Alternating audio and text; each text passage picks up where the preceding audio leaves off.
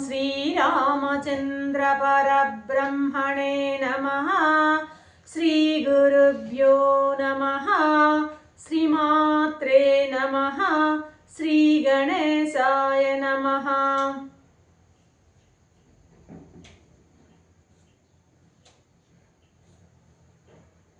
ప్రియాత్మ బంధువులారా, యోగ వాసిష్టం నిర్వాణ ప్రకరణము 481వ భాగం. వశిష్ఠుడు అంటున్నారు, రమా వింటున్నావా? నేను చెప్పేటువంటి కాకభస్సుండుని కథ అంతా వింటున్నావా? మరి ఆ తర్వాత మా ఇద్దరి మధ్య అలా సంభాషణ జరిగిన తర్వాత జిజ్ఞాసతో, ఇంకా నేను కుతూహలంతో, నేను తెలుసుకోవాలన్నటువంటి కుతూహలంతో ఆ వాయసాన్ శ్రేష్ఠుని, ఆ యొక్క కాకభుసుండుని నేను ఇలా అడిగా, పక్షిరాజా, ఈ జగత్తులో లోక వ్యవహారంలో చరిస్తూ మామూలుగా లోకంలో ఉంటూ కూడా వాళ్ళు ఉంటూ అన్ని లోక వ్యవహారాలని వాళ్ళు నెరవేరుస్తూ అందులోనే ఉన్నప్పటికీ కూడాను వాళ్ళ దేహాన్ని మృత్యువు ఎందుకు బాధించకుండా ఉంది అంటే వాళ్ళ మరణం ఎందుకు లేదు? మృత్యువు లేకుండా ఎలా వాళ్ళు చేసుకోగలుగుతున్నారు? ఎలా వాళ్ళు అంటే కాదు, ఈ భుసుండునే డైరెక్ట్గా అడగలేక ఆ విధంగా అంటున్నాడనమాట వశిష్ఠ మహర్షి. ఇప్పుడు అర్థమైంది భుసుండునికి ఏమని, అబ్బా రావాల్సిన చోటుకు వచ్చాడయ్యా. ఆయన అసలు తెలుసుకోవాల్సిన విషయం ఇదైతే మొదటి నుంచి వేసేటువంటి ప్రశ్నలన్నీ కూడాను చిన్నపిల్లల ప్రశ్నలాగా ఇప్పటి వరకు సాగాయి. ఇప్పుడు అసలు ప్రశ్నలోకి వచ్చాడు వశిష్ఠ మహర్షి. అసలు తెలుసుకోవాల్సిన విషయం ఏంటి? యోగ రహస్యం. కానీ ఇప్పటి వరకు వేసిన ప్రశ్నలన్నీ కూడాను ఏదో ఉదాసీనంగా మామూలు ప్రశ్నలు వేశారు. ఆయనకు కూడా ఆయన ఉదాసీనంగానే జవాబిచ్చి అదంతా ఇంకా అనవసరం అన్నట్టుగా ఆయనకు సమాధానం కూడా అలాగే ఇచ్చాడనమాట. సరే, ఇక ఇప్పుడు అసలు క్వశ్చన్లోకి వచ్చాడు. అసలు ఆన్సర్లోకి దిగుతున్నారు మన కాకభుసుండుల వారు. ఏమన్నారు? అయ్యా, నేను ఇప్పుడు దైవికంగా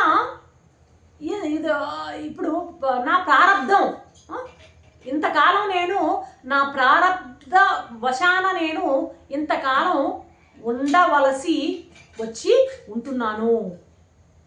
సరే, అయితే ఒక విషయం, సర్వజ్ఞుడైనటువంటి వశిష్ఠ మహర్షి, మీకు తెలియదేమీ ఉండదు. మీరు అడిగిన ప్రశ్న బాగానే ఉంది, కానీ మీకు అంతా తెలిసి కూడా బ్రహ్మ జిజ్ఞాసతో నన్ను మీరు ప్రశ్నిస్తున్నారు.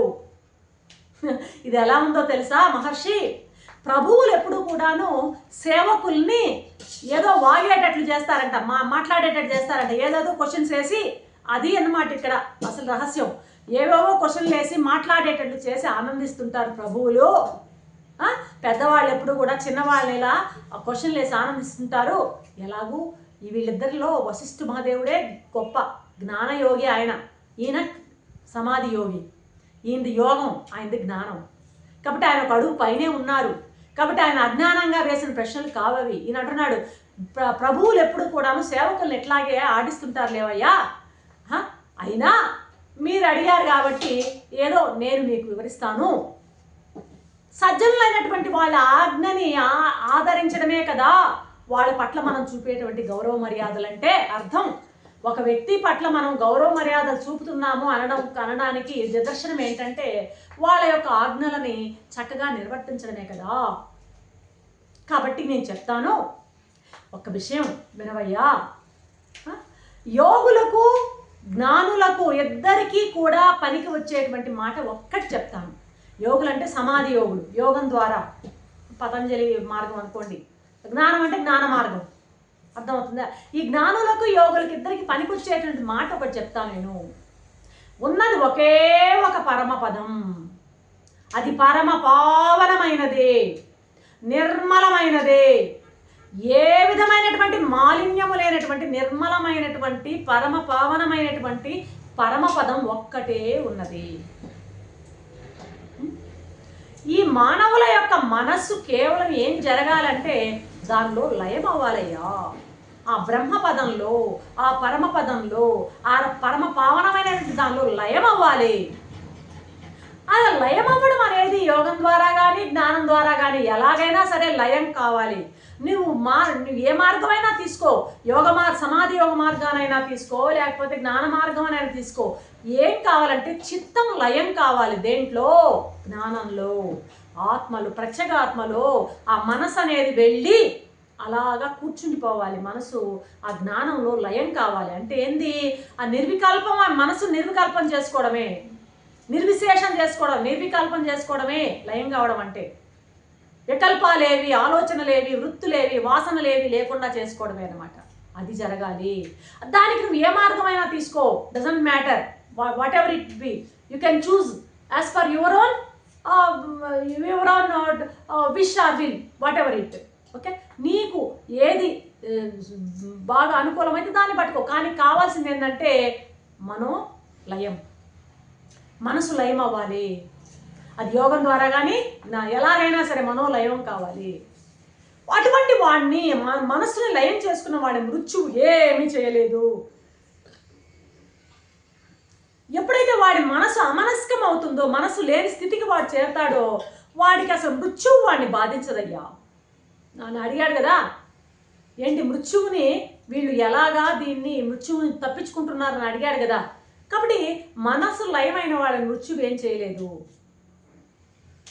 ఎవరి హృదయంలో అయితే వాసనలు అనేటివి పోతాయో, నిర్వాసన అవుతుందో, వాసనలన్నీ పోతాయో, అతను మృత్యువు అతన్ని ఏమీ చేయలేదు.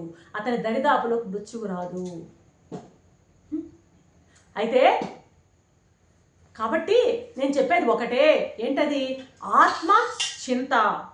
ఆత్మ జ్ఞానాన్ని కానీ సాధిస్తే వాడికి సమస్త దుఃఖాలు దరిచేవరు, మృత్యువు ఉండదు, ఏమీ ఉండదు. ఈ ఆత్మచింతన అనేది మామూలుగా జ్ఞాన మార్గం. అదేవిధంగా ఆత్మచింతన, ఆత్మ జ్ఞానాన్ని పొందడం జ్ఞాన మార్గం. మాదేంటంటే యోగ సాధన, ప్రాణ సాధన మాది. మేము సాధిస్తూ వస్తుందంతా కూడాను ఈ ప్రాణాన్ని నియంత్రిస్తూ రావడం. అర్థమైందా? ఈ సిద్ధులు ఇవన్నీ కూడా ఎక్కడొస్తాయంటే ఈ ప్రాణాన్ని నిరోధించడంలో, యోగంలోనే వస్తాయి సిద్ధులన్నీ. జ్ఞానంలో ఈ సిద్ధులు, ఇవి చింతకాయలు ఏమీ రావు, ఉండవు. అందువలన మేమేం చేస్తాము? ప్రాణాయామము, ఆ కుంభకము మొదలైన వాటితో ఆ యొక్క ప్రాణాన్ని నిరోధించేటువంటి ఆ యొక్క ప్రక్రియతోనే ప్రాణాన్ని, కుంభకాన్ని చేపట్టి ప్రాణాన్ని నిరోధించి శ్వాసలను బాగా మినిమైజ్ చేసుకుని మేము ఎంతకాలం జీవిస్తున్నాము. యోగం ద్వారా, యోగ మార్గం ద్వారా ప్రాణాన్ని నిరోధిస్తూ మా జీవిత కాలాన్ని మేము పొడిగించుకుంటూ వస్తున్నాం. అయితే మీ పోటీ వాళ్ళకి జ్ఞాన మార్గం. అందుకే అన్నాడు, ఏమన్నాడు ఆయన? ప్రభువులకి ఈ సేవకుల్ని మాట్లాడించేది అలవాటు కదా అన్నాడే, ఇక్కడ బయటపడుతున్నాడు అనమాట. మీ పేట వాళ్ళదంతా జ్ఞాన మార్గం అయ్యా. అయితే జ్ఞాన మార్గమే సులభమైంది చెప్పాలంటే. అయితే మా పోటీ వాళ్ళకి జ్ఞాన మార్గం చాలా దుర్లభం, అందరికీ పట్టది జ్ఞాన మార్గం. హయ్యర్ స్ట్రాటాలో ఉంటేనే జ్ఞాన మార్గం, దానికంటే కొంచెం లోయర్ స్ట్రాటాలో యోగ మార్గమే వాళ్ళకి ఉచితము. మాకు యోగం బాగా సులభము, మీకు జ్ఞానం సులభము. మేము ఎన్నుకున్నటువంటి యోగ మార్గం ద్వారా మేము ఎంతో కాలం, దీర్ఘకాలము, చాలా కాలం జీవించగలము. జ్ఞాన మార్గం అలా కాదు. ప్రారంధం ఎంతవరకు ఉంటుందో ఆ ప్రారంధం తీరే వరకు ఉండి ఆ జ్ఞాన మార్గంలో మరణించి వెళ్ళిపోతారు.